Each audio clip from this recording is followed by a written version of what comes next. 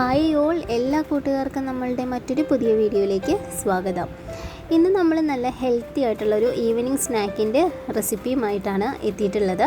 അപ്പോൾ ഒരുപാട് നാളായി നമ്മളൊരു റെസിപ്പി വീഡിയോ ചെയ്തിട്ട്. അപ്പോൾ അരിപ്പൊടിയും ഏത്തപ്പഴവും ഉണ്ടെങ്കിൽ വളരെ പെട്ടെന്ന് തന്നെ നമുക്ക് ഈ ഒരു ഹെൽത്തി ആയിട്ടുള്ള സ്നാക്ക് തയ്യാറാക്കിയെടുക്കാം. അപ്പോൾ അതെങ്ങനെയാണ് ചെയ്യുന്നതെന്ന് നമുക്കിനി ഒന്ന് കണ്ടു നോക്കാം.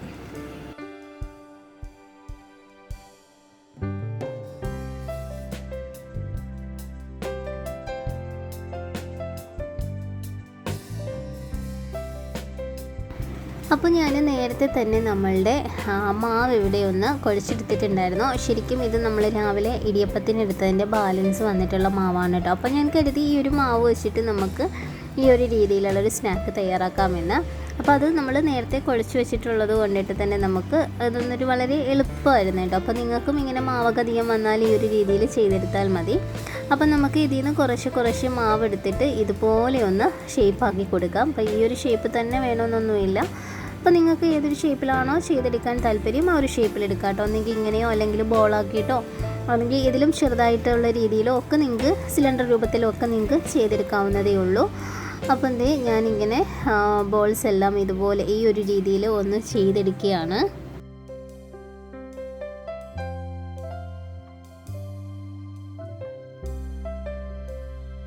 അങ്ങനെ എല്ലാ ബോൾസും ഞാൻ ഇതുപോലെ ഒന്ന് ആക്കിയെടുത്തിട്ടുണ്ട്. അപ്പോൾ ഇനി ഇതൊന്ന് സൈഡിലേക്ക് മാറ്റി വെക്കാം. ഇനി അടുത്തതായിട്ട് നമ്മളിതേ ഒരു ഏത്തപ്പഴമാണ് കേട്ടോ എടുത്തിട്ടുള്ളത്. അപ്പോൾ ഇതുപോലെ ഇങ്ങനെ തൊലിയൊക്കെ കറുത്ത് വല്ലാണ്ടിരിക്കുന്ന ഏത്തപ്പഴം ഒന്നും ഇനി ആരും കളയൊന്നും ചെയ്യരുത്. അത് നമുക്ക് ഇങ്ങനെ ഒരു സ്നാക്സിനൊക്കെ ആയിട്ടൊക്കെ മാറ്റാവുന്നതേ ഉള്ളൂ. അപ്പം ഇനി ഞാൻ നമ്മളുടെ പഴത്തിൻ്റെ തൊലിയൊക്കെ ഒന്ന് കളഞ്ഞെടുക്കുകയാണ്. അതിനുശേഷം ഇനി ഇതൊന്ന് നമ്മൾ ചെറുതായിട്ടൊന്ന് നുറുക്കിയെടുക്കാനായിട്ട് പോവുകയാണ് കേട്ടോ.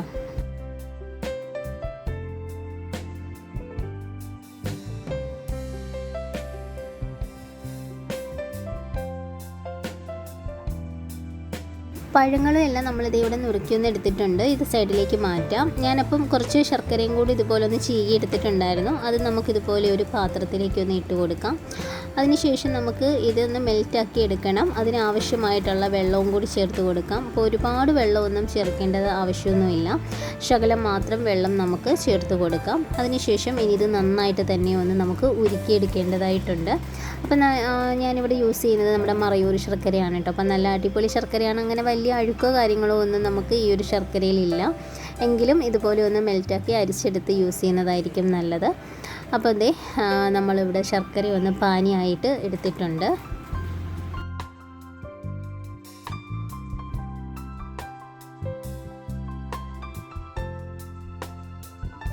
അങ്ങനെ നമ്മളുടെ പാനി ഇവിടെ തയ്യാറായിട്ടുണ്ട്. ഇനി നമ്മൾ ഫ്ലെയിമെല്ലാം ഓഫ് ചെയ്ത് മാറ്റിയിരിക്കുകയാണ്. ഇനി നമുക്ക് മറ്റൊരു ഉരുളിയിലേക്ക് ആവശ്യത്തിനുള്ള ചെറിയ തേങ്ങ ചേർത്ത് കൊടുക്കാം. ഇപ്പം ഞാനിവിടെ ഏകദേശം ഒരു കപ്പ് തേങ്ങയോളം ചേർത്ത് കൊടുത്തിട്ടുണ്ട് കേട്ടോ. 250 ml കണക്ക് പ്രകാരമാണെങ്കിൽ ഒരു കപ്പാണ് എടുത്തിട്ടുള്ളത്. അപ്പോൾ ഞാനിവിടെ കൈപ്പിടി കണക്കാണ് കേട്ടോ എടുത്തിരിക്കുന്നത്. അപ്പോൾ ഏകദേശം ഇതൊരു കപ്പോളം ഉണ്ട്. ഇതിലേക്ക് ഇനി നമ്മൾ ആവശ്യത്തിനുള്ള വെള്ളവും ആവശ്യത്തിനുള്ള പഞ്ചസാരയും ചേർത്ത് കൊടുക്കുന്നുണ്ട്. അപ്പോൾ ശർക്കര ചേർത്ത് കൊടുത്താലും നമുക്ക് ഈ ഒരു പിടിക്ക് നമുക്ക് കുറച്ചധികം മധുരം ഉള്ളതാണ് നല്ലത്. അപ്പോൾ അതുകൊണ്ടിട്ട് തന്നെ ഞാൻ ഏകദേശം 3 ടേബിൾ സ്പൂണോളം ഷുഗർ ചേർത്ത് കൊടുത്തിട്ടുണ്ട്. അതിനുശേഷം ഇനി ഇതിലേക്ക് നമ്മൾ ഏലക്കയാണ് കേട്ടോ ചേർത്ത് കൊടുക്കുന്നത്. ഏലക്ക ഒന്നെങ്കിൽ ഇങ്ങനെയോ അല്ലെങ്കിൽ പൊടിച്ചിട്ടോ ചേർത്ത് കൊടുക്കാം. അതിനുശേഷം കൈകൊണ്ട് നന്നായിട്ട് തേങ്ങയും വെള്ളവും ഏലക്കായും ഒക്കെ ഒന്ന് ഞെരടിയെടുക്കുക. അതിനുശേഷം ഇനി നമുക്ക് ഈ ഒരു സിറപ്പ് നമുക്കൊന്ന് തിളപ്പിച്ചെടുക്കേണ്ടതായിട്ടുണ്ട്. അപ്പോൾ ഈ തേങ്ങയും വെള്ളവും അതുപോലെ തന്നെ ഏലക്കയുടെ ആ ഒരു എസൻസും ഒക്കെ നമുക്ക് ഒന്ന് ഇറങ്ങി കിട്ടേണ്ടതായിട്ടുണ്ട്. അപ്പോൾ അതിനായിട്ട് ഞാൻ ഒന്നെല്ലാം കൂടെ ഞെരടിയെടുത്തതിന് ശേഷം ഒന്ന് തിളപ്പിക്കാനായിട്ടൊന്ന് മാറ്റിയിട്ടുണ്ട്. അപ്പോൾ നമുക്കിനി അടച്ചു വെച്ച് കൊടുക്കാം. അപ്പോൾ ഏകദേശം 2-3 മിനിറ്റ് കഴിഞ്ഞപ്പോൾ തന്നെ നമ്മളുടെ ഈ ഒരു വെള്ളം നന്നായിട്ട് തന്നെ തിളച്ച് വന്നിട്ടുണ്ടായിരുന്നു. അപ്പോൾ ഇതൊന്നിനി മിക്സാക്കി കൊടുക്കണം. മിക്സാക്കി കൊടുത്തതിന് ശേഷം ഇനി ഇതിലേക്ക് നമ്മൾ നേരത്തെ ബോളാക്കി വെച്ചിരിക്കുന്ന മാവ് ചേർത്ത് കൊടുക്കുകയാണ് കേട്ടോ ചെയ്യുന്നത്. ഇപ്പോൾ നിങ്ങൾക്ക് പിടികിട്ടി കാണും നമ്മളിപ്പോൾ എന്താണ് ചെയ്യുന്നതെന്ന്. നമ്മൾ പിടിക്കൊഴുക്കട്ടയാണ് കേട്ടോ ചെയ്യുന്നത്. അതിലേക്ക് നമ്മൾ കുറച്ച് ഏത്തപ്പഴമൊക്കെ ചേർത്തിട്ടുള്ള ഒരു ചെറിയൊരു സ്നാക്കാണ് തയ്യാറാക്കിയെടുക്കുന്നത്. അങ്ങനെ നമ്മൾ ഓരോ ബോൾസും ഇതിലേക്കൊന്ന് ഇട്ട് കൊടുക്കുകയാണ്.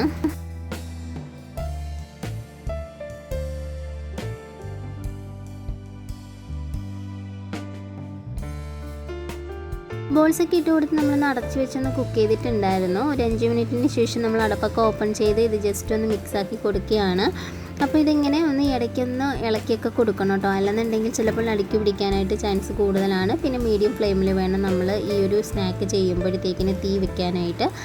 അങ്ങനെ ഇതേ നമ്മൾ ജസ്റ്റ് ഒന്ന് മിക്സാക്കി എടുത്തിട്ടുണ്ട്. ഇനി ഇത് നമ്മൾ വീണ്ടും ഒന്ന് അടച്ച് വെക്കുകയാണ് കേട്ടോ. അപ്പോൾ ഞാനിത് വീണ്ടും ഒന്ന് അടച്ചൊക്കെ വെച്ചിട്ടുണ്ടായിരുന്നു. അതിനുശേഷം നമ്മൾ വീണ്ടും ഒന്ന് മിക്സാക്കിയതിന് ശേഷം ഇതിലേക്ക് ഇനി നമ്മുടെ മെയിൻ ഐറ്റമായിട്ടുള്ള നമ്മുടെ ഏത്തപ്പഴം ചേർത്ത് കൊടുക്കുകയാണ്. അപ്പോൾ ഏത്തപ്പഴം നുറുക്കിയത് നമുക്കിതിലേക്ക് ചേർത്ത് കൊടുക്കാം. അപ്പോൾ ആദ്യമേ തന്നെ നമ്മൾ ഏത്തപ്പഴം ചേർത്ത് കൊടുക്കരുത്. ഒരുപാട് പഴുത്തിട്ടുള്ള പഴമാണെങ്കിൽ പെട്ടെന്ന് തന്നെ ഇതിനകത്തേക്കങ്ങ് കലങ്ങി ചേർന്ന് പോകും. അങ്ങനെ ദേ നമ്മൾ ഏത്തപ്പഴം ഇട്ട് കൊടുത്ത് ഇതെല്ലാം കൂടി നന്നായിട്ട് തന്നെ ഒന്ന് മിക്സാക്കി എടുക്കുകയാണ്.